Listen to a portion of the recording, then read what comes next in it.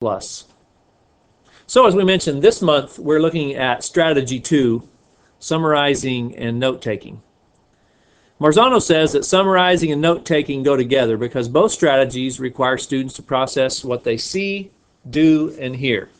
The most important part, however, is no matter what we do with summarizing and note-taking, we teach students to identify what's important within the context it is used. A lot of times students take notes and they scribble notes, or they write down almost verbatim what they hear. They don't have a plan. They don't have a focus for their notes, and therefore the notes end up not being very useful. When students write notes, we want to teach them to identify what's important within the context that it's used. Now, everyone knows it's important to take notes, but Marzano says that it's imperative that we teach our students to take notes. We teach them to take notes. Some teachers do this well, some teachers don't do this so well. So one of the foci of this lesson will be to take that undertaking as a goal for our whole district.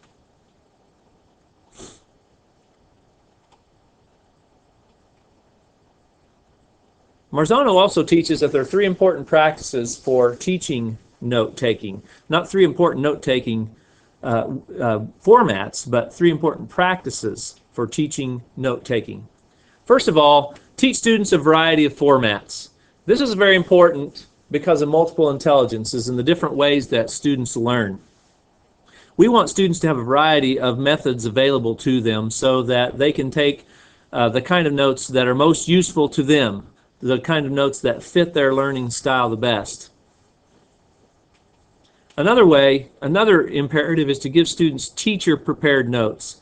Students at K-12 levels really don't know how to write good notes. Very few of us students know how to write good notes. So it's important that as teachers, as we teach them to write notes, we also give them teacher-prepared notes and model this for them, model what good notes should look like. And then perhaps one of the most important skills, how do students review their notes? Is the product, are the notes that they're writing, something that they can use as a tool to help them remember?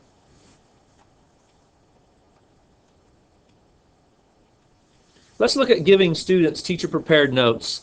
Model good note-taking skills. Just wanted to throw this in here very quickly because we can see that some people question sometimes why we do things. So this is thrown in there just as a research base to show its basis.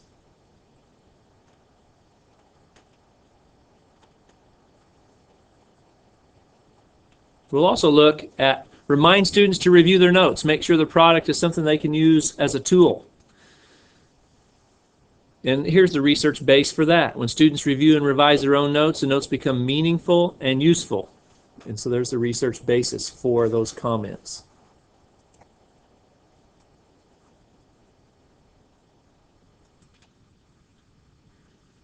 So let's look at some common note-taking, common forms of note-taking.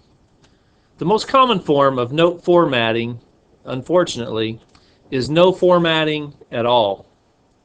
These are notes with no clear pattern or relationship. These are the notes that I talked about previously, where students just start writing without any focus or direction in what they're doing. Marzano says there's 3 types of notes, 3 main types of notes that we should teach our students. First of all, outlining or informal notes. The second type is our webbing notes. And then finally, combination notes. First, let's look at outline notes. Outline notes are just as the title would suggest. We want to have students write with major headings or ideas where they start their notes with the major overlying idea or a heading, and followed with sub-ideas or headings. And then, importantly, and one of the most common mistakes when students write notes is not leaving enough space to add notes, add ideas, add thoughts to their writing. So as you look, you have outline notes, major heading, subheading or sub-idea. Leave plenty of space to write informal notes. Then the next major heading, next major idea. The key again to outline notes, and really all notes, don't worry about using up space or paper. Some people are always thinking about saving or conserving paper. When you write notes for academic purposes, that's not the time to worry about saving paper. Leave plenty of room to rewrite thoughts and add information. The next kind of notes that Marzano talks about are called webbing notes. Now, webbing notes are popular with most learners because they are visual. So they're written notes and visual notes. Webbing notes are also good for students in remembering because they show lines of relationship. And when you have relationships, then notes help students form connections. And when students learn information that they can relate to or have connections with, then they retain that information. That's the old Madeline Hunter. So webbing notes are visual, and these are important in helping students make connections. The more connections students make in their learning, then the longer they remember. So we have outline notes and webbing notes. And here's your research basis for webbing notes. Notes should be in both linguistic and non-linguistic forms, including idea webs, which just be like thought patterns, thought bubbles, sketches, informal outlines, combinations of words and schematics, etc.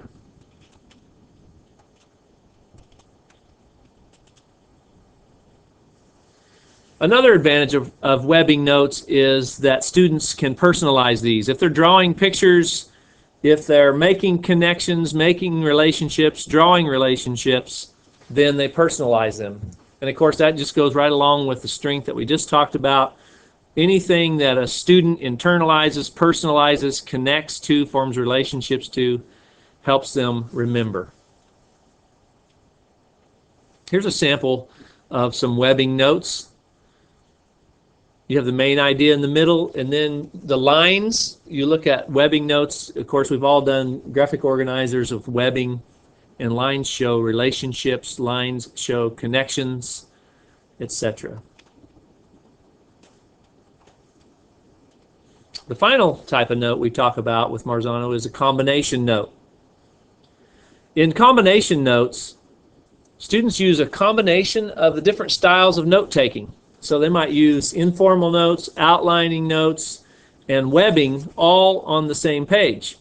They can divide these. Sometimes teachers have them divide these into sections, whether halving the page or creating a T or an I in the page to divide the page up into sections.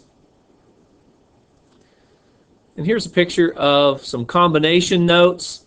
If you look at combination notes, there might be a title or an idea. Commonly would be the daily objective across the top. Here on the left, you have some outlining notes. The right half of the page or the right side of the page, webbing notes.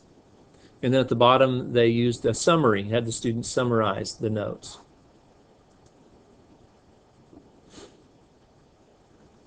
A great sample for combination notes is what we call the I note. Now the I note is simple, just what it says. Have a student draw an I on their notebook paper or their paper, whatever they're going to write notes on. And of course, you saw in the example, you could put that I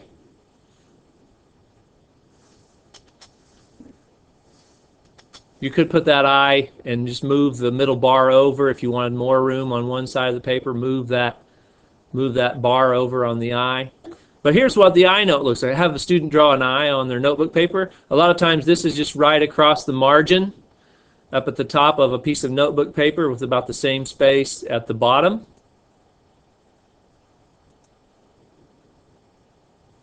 And a common way or a great suggestion for I notes, in this is written in handwriting on purpose to show you how a student note might look. But the teacher objectives, this might be a good bell ringer as well, or a transition exercises. Pull out your notebook paper and start prepare to write I notes. Teacher objective for the day. This is what you want the learner to learn for the day.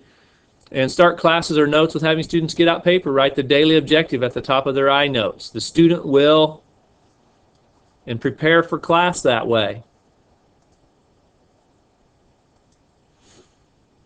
The student will be able to, here's a combo note, combination note sample. So they put the I on the notebook paper, put the daily objective at the top. The student will be able to. And then provide teacher-modeled notes or outline notes or informal notes to the left. These might be things that you have up on your smartboard. These might be notes that you hand out to students, although you probably wouldn't want to use the iNote format on days that you hand out notes. These might be notes that you write on your whiteboard or that students pick up from other students, projects, etc., discussions. And then on the right half, then ask students or show students, but these are supposed to be the personalized part of the notes. So on this part, in the webbing part, the webbing notes, then have the student make a graphic organizer, a drawing, or something that would help them remember. This is the one where you want students to make connections and show relationships to things that they've learned. And then finally, at the bottom of the iNote, a very, very powerful tool is teaching students how to paraphrase or put things in their own words. And another powerful way to restate the objective. After today's lesson, I can, and whatever the material or information that they learned or you want them to retain, and they're supposed to put that in their own words. So in reviewing that part of the note, the I note at the top of the I, the daily objective, what do you want students to learn? And then where the page is split in half, teacher modeled or outline notes on one side, personalized notes where the students use webbing or graphic organizers on the other side, and then a very powerful tool, students paraphrase. What did they learn? After today's lesson, I can, and then whatever that is. That's not a great looking note there, but what a great way to have students take notes. So let's review. According to Marzano, note-taking is a powerful learning tool. If this is true, we must teach students how to write and use meaningful notes.